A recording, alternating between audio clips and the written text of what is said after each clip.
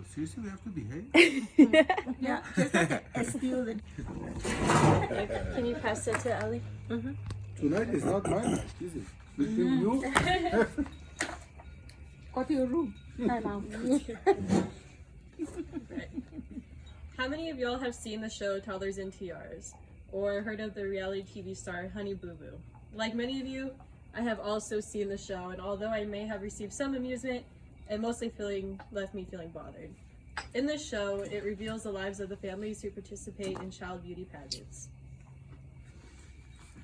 From the surface level, the show can be found amusing to see the girls' and parents' behavior.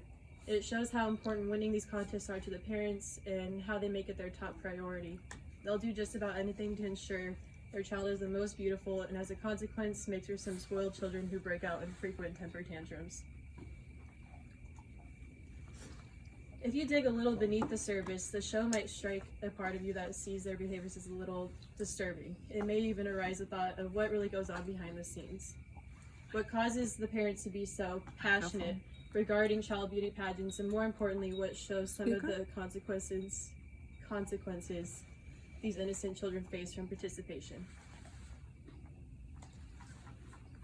Today we'll talk about the negative effects children face from beauty pageants, what causes these issues, and go over possible solutions. The consequences of children face from beauty pageants can affect them throughout their entire lives. Beauty pageants from a young age can cause mental disorders, eating disorders, and physical and emotional harm to children that will affect them going into adulthood.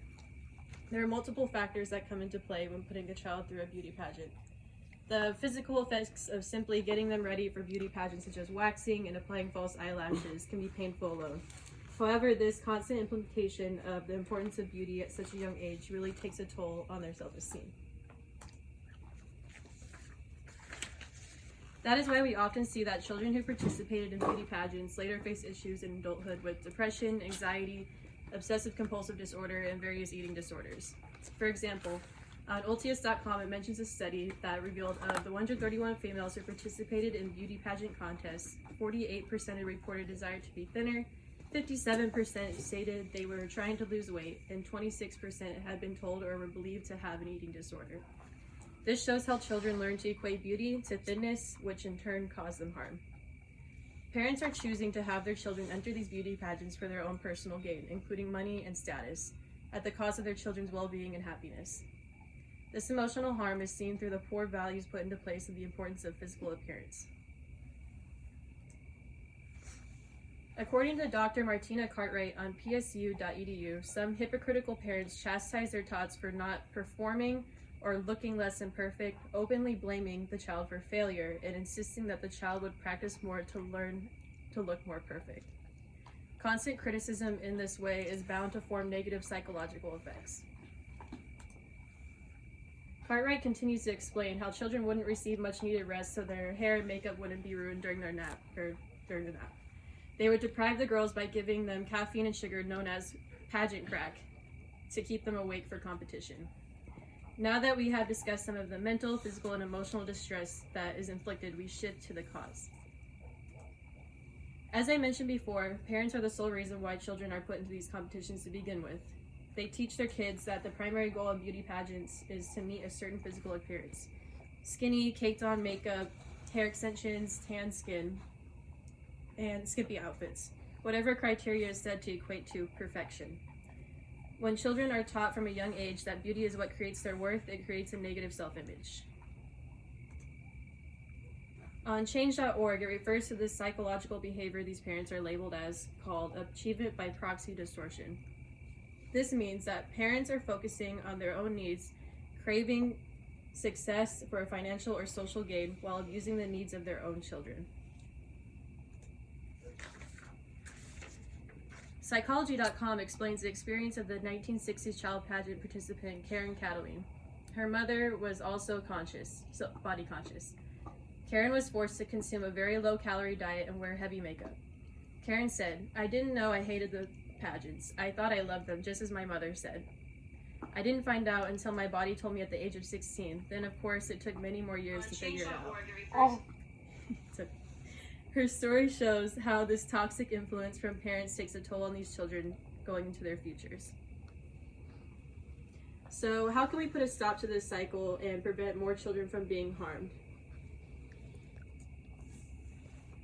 The solution to end child pageantry, beauty pageants is quite simple: spreading awareness and getting involved. Sharing the examples I spoke about today to your peers and help raise attention to the serious negative effects. It's important to recognize that these are innocent children that are being harmed. For those of you that have your own children, I'm sure this can resonate with you. We have to share our knowledge of the effects to others to help the children that don't have the power to help themselves. The next thing you could all do is go online and sign petitions against child beauty pageants. If you go online to change.org, there's a petition available to sign to ban child beauty pageants. If you sign this specific petition, it is favoring banning pageants for under the age of 16.